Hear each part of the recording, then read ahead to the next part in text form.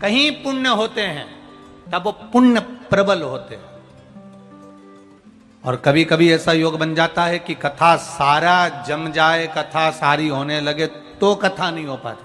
अभी हमारे यहाँ भारत के जबलपुर क्षेत्र में कथा होना थी खेतान जी, 1 तारीख से कथा थी, 1 जून से, पर परमिशन नहीं मिली, वो कथा कैंसिल हुई। अब जहां योग संजोग बाबा बनाएगा वहां वो कथा हो जाए। एक पुण्य वाला विषय, एक आनंद वाला विषय। क्षेत्र में कथा हो जाना, कथा श्रवण कर लेना एक अलग विषय। और जो पुण्य करता है ना, जो भजन करता है, उसको भगवान कीचड़ में से निकाल कर भी बाहर कर देता है। एक बड़ा सुंदर चरित्र है। एक गाय चर रही थी घास चरते चरते जंगल में गाय जब घास चर रही थी, घास चरते चरते चरते चरते गाय आगे गई और आगे गई और आगे गई। जाते जाते एक सिंह ने उसको देख लिया। शेर दबे पांव से सिंह पीछे पीछे आया गाय को खाने के लिए, और सिंह पीछे पीछे आया। गाय को लग गया शेर मुझे देख रहा है, सिंह मुझे देख रहा है, शेर मुझे खा जाएगा। गाय भागी, शेर उसके पीछे भागा। भागते भागते गाय ने सोचा अब मैं थक गई हूं, कहां जाऊं। सामने की देखा एक बड़ा सारा तालाब था। उस तालाब में गाय अंदर कूद गई।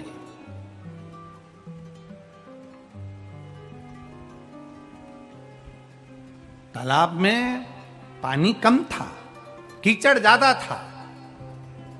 गाय कूद गई। जैसी गाय कूदी, शेर भी उसको गाय को खाने के चक्कर में तालाब में कूद गया। अब शेर भी तालाब में कूद गया, गाय भी तालाब में कूद गई। पानी था नहीं, कीचड़ भरा हुआ था। कीचड़ में गाय और शेर दोनों दबने लगे। धीरे धीरे शेर ने गाय से कहा, तुम मुझसे बच गई पर अब तुम मरेगी। गाय कहती है, भले मरूंगी पर मेरे साथ तू भी तो मरेगा, तू भी तो मरेगा। मैं मर रही हूं पर मेरे साथ तू भी तो मर रहा है। इतने में शेर कहने लगा, क्यों? कीचड़ में मैं जान कर कर कूदी हूं शेर, मैं भी मर रही हूं, तू भी मर रहा है। पर एक बात का अंदाजा लगा कर रखना शेर, मैं गाय हूं, मैंने कभी किसी का दिल नहीं दुखाया। तू शेर है, जब देखो जब किसी को खाने को दौड़ता है। कोई घर में भूखा प्यासा कैसा है, बच्चे को दूध पिला रही, कोई कुछ कर रही, और तू उसको खाने को दौड़ता है। गाय कहती है, मेरे बचने का तो अभी भी चांस है, पर तेरे बचने का कोई चांस नहीं है। शेर, मैं जानती हूं मैंने अगर पुण्य करा होगा तो कोई गुरु, कोई ब्राह्मण, कोई साधु, कोई संत, कोई सन्यासी, कोई तपस्वी, कोई साधक, कोई इंसान अगर मुझे देख लेगा तो कीचड़ में से बाहर निकाल देगा। पर शेर, तुझे तो अगर संत साधु भी कीचड़ में देख लेगा तो नहीं निकालेगा, क्योंकि उसको मालूम है निकलेगा और खा जाएगा। इसलिए इतनी देर में 2 संत आए। संतों ने रस्सी फेंक कर गाय को बाहर निकाल लिया, पर शेर को नहीं निकाला।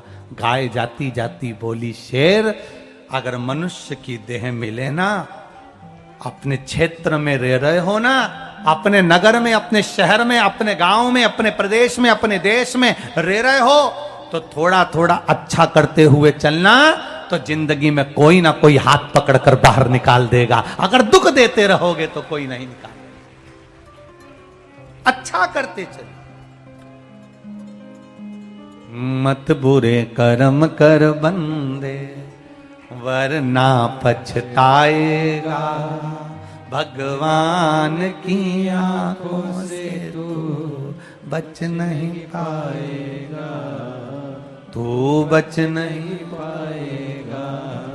अरे ओ अज्ञानी, मत करना दानी, तेरे कर्म का फल भी तू ही पाएगा।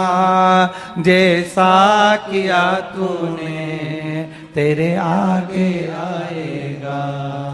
मत बुरे कर्म कर बंदे, वरना पछताएगा।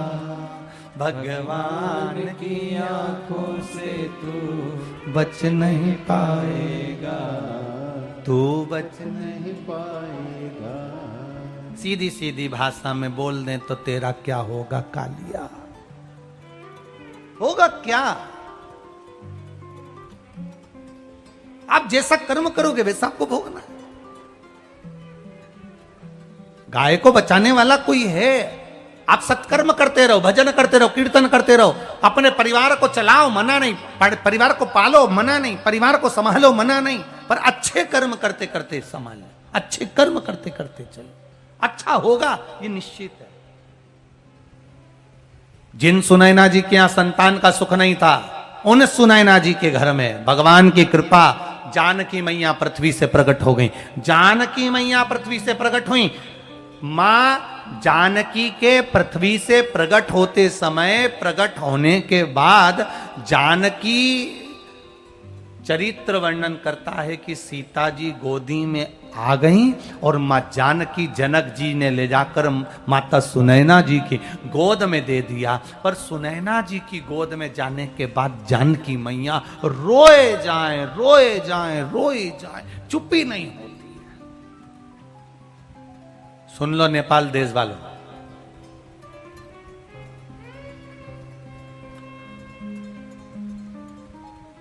आपके नेपाल देश में शंकर जी को निमंत्रण देने वाली है मां जानकी, माता सीता, जो शिव जी को बुला रही है। रो रही है मां जानकी। जिस दिन से पृथ्वी से प्रगटी है मां जानकी, इस जनकपुर में, इस नेपाल देश के अंतर्गत मां जानकी का जब जन्म हुआ, एक पिटारी में से जब प्रकट हो गई, हल चलाते समय जनक जी को प्राप्त हो गई, रोए जाए, रो रहे।